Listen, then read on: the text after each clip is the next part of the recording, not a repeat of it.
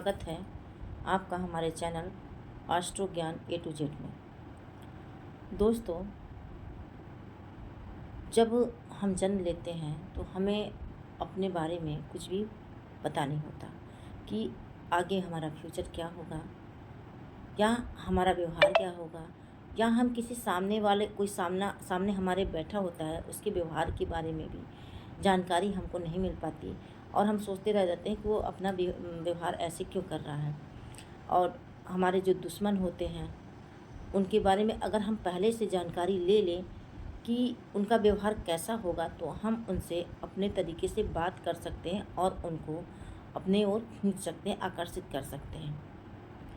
तो दोस्तों, इस सब चीज़ों के बारे में, किसी व्यक्ति के व्यवहार के बारे में, उसके भविष्य के विषय में जानकारी के लिए हमें उसका डेट ऑफ बर्थ यानी कि जन्म तारीख जानना बहुत ज़रूरी होता है।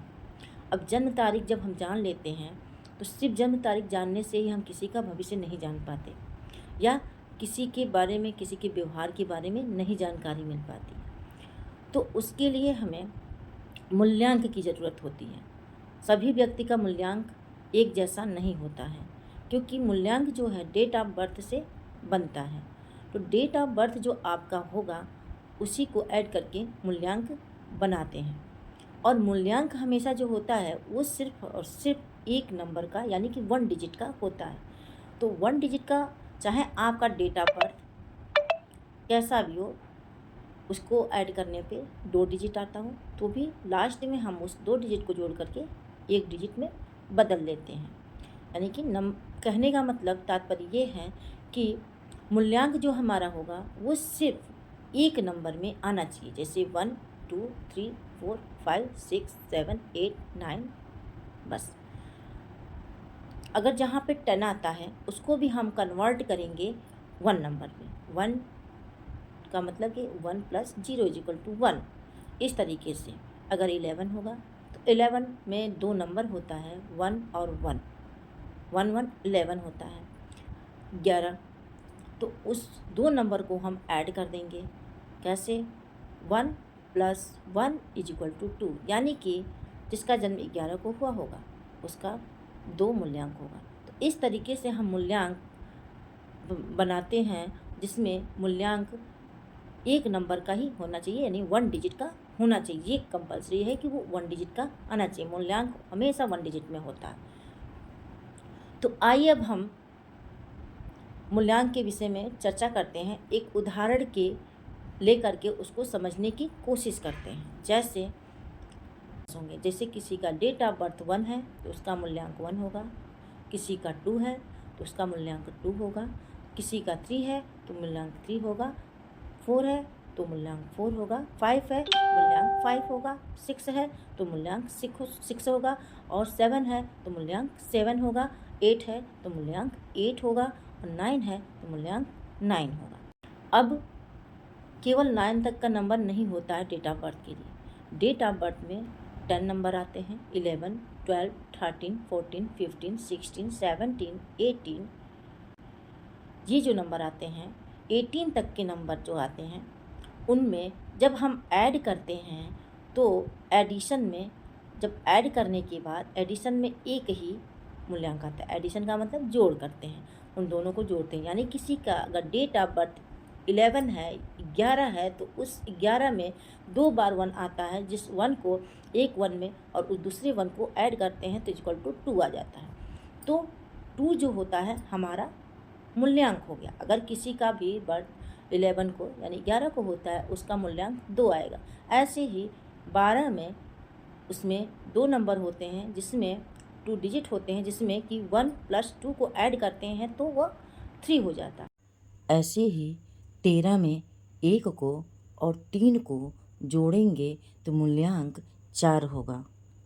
इसी प्रकार 14 में 1 को 4 से जोड़ेंगे तो 5 मूल्यांक होगा, और 15 में 1 को 5 से जोड़ेंगे तो मूल्यांक 6 होगा।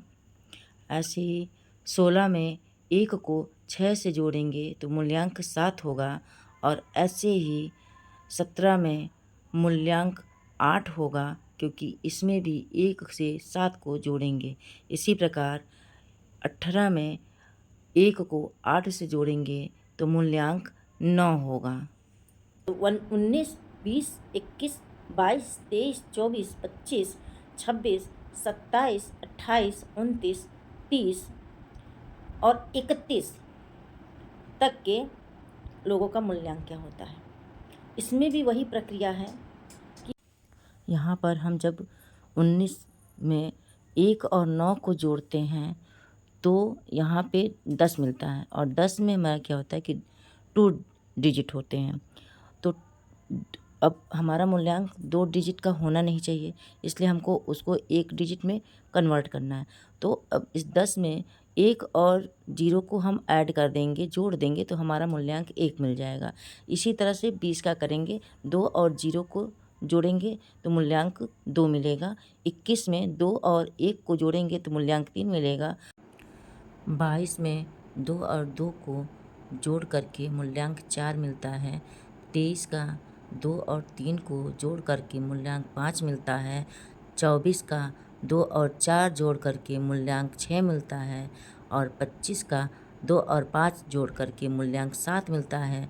26 का 2 और 6 जोड़ करके मूल्यांक 8 मिलता है। 27 का 2 और 7 जोड़ करके मूल्यांक 9 मिलता है। इसी प्रकार से 28 में जब 2 और 8 को जोड़ते हैं तो हमको 2 डिजिट का मूल्यांक मिलता है 10, और उस मूल्यांक को 1 डिजिट में चेंज करने के लिए हम जोड़ते हैं 1 और 0 को, तो मूल्यांक हमको 1 मिल जाता है। 29 में 2 और 9 को जोड़ते हैं तो मूल्यांक 11 मिलता है। फिर उसको 1 डिजिट में जोड़ने के लिए हम उसको दोनों 1 और 1 को जोड़ते हैं तो 2 मिलता है। इसी प्रकार 30 नंबर में हम 3 और 0 को जोड़ते हैं तो 3 मिलता है, और 31 में 3 और 1 को जोड़ते हैं तो मूल्यांक 4 मिलता है। अब मूल्यांक निकलने के बाद से आप सोचेंगे कि मूल्यांक से कैसे किसी के व्यवहार या कैसे किसी के व्यवहार या किसी के फ्यूचर के बारे में जान सकते हैं। तो इसके लिए मैं एक वीडियो बनाऊंगी, आप कमेंट ज़रूर करिएगा। इसके लिए मैं एक नया वीडियो बनाऊंगी कि किस तरीके से हम मूल्यांक के हिसाब से किसी के भी व्यवहार के बारे में, उसके लगभग फ्यूचर के बारे में हम कैसे पता लगा सकते हैं, या फिर हमको किस नंबर के साथ, जैसे मेरा नंबर अगर 5 है तो मैं किस नंबर के साथ अपने आप को रखूं या किसी को मित्र बनाऊं, ठीक, तो मेरा फ़ायदा होगा। ये सब चीज़ों के बारे में अगर वीडियो बनवाना चाहते हैं मुझसे तो प्लीज़ मेरे कमेंट में बॉक्स में कमेंट करिए इसके लिए। और मेरा वीडियो कैसा लगा ये ज़रूर बताइएगा। और मैंने अपने हिसाब से अच्छाई से सिखाने की कोशिश की है आपको, और मैं कोई यहाँ पे प्रवचन नहीं दूंगी। मैं ज़्यादा से ज़्यादा चीज़ें ये कोशिश करूँगी कि आप इन चीज़ों को सीखिए और सीख करके अपने जीवन पे, अपने लोगों पे अप्लाई कीजिए, और उन चीज़ों को जान करके और बाकी नेगेटिव चीज़ों से बचने की कोशिश कीजिए। बस मेरा यही मोटिव है इस वीडियो को बनाने का। तो धन्यवाद, और प्लीज़ मेरे चैनल को सब्सक्राइब कीजिए, सपोर्ट कीजिए। धन्यवाद।